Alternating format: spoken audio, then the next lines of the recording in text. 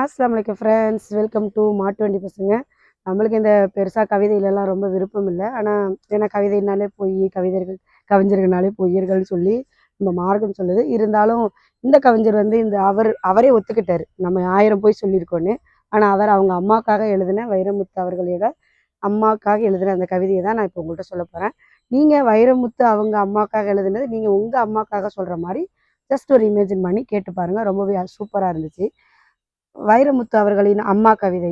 ஆயிரம்தான் கவி சொன்னேன், அழகழகாய் பொய் சொன்னேன், பெத்தவள உன் பெருமை ஒத்தவரி சொல்லலையே, காத்திலெல்லாம் மகன் பாட்டு, காகிதத்தில் அவன் எழுத்து, ஊரெல்லாம் மகன் பேச்சு, உன் கீர்த்தி எழுதலையே, எழுதவோ படிக்கவோ இயலாத தாய் பற்றி எழுதியென்ன லாபம்னு எழுதாம போனேனோ, பொன்னையா தேவன் பெற்றெடுத்த பொன்னமுதே, என்னை புறந்தள்ள இடுப்பு வலி பொறுத்தவளே. வைரமுத்து பிறப்பான்னு வயிற்றில் நீ சுமந்ததில்ல, வயிற்றில் நீ சுமந்த ஒன்று வைரமுத்து ஆயிருச்சு. கண்ணு காது மூக்கோட கருப்பா ஒரு பிண்டம், இடப்பக்கம் இருக்கையில் என்னென்ன நினைச்சிருப்ப.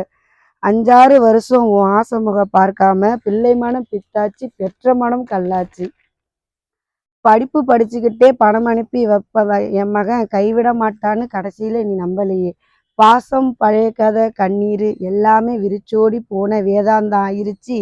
வைகையிலே ஊர் ஒழுக வல்லும் சேர்ந்து அழுக, கைப்பிடியாய் கை சேர்த்து விட்டவளே.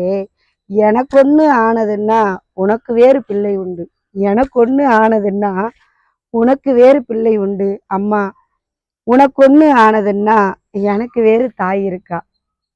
அவ்வளோதான்.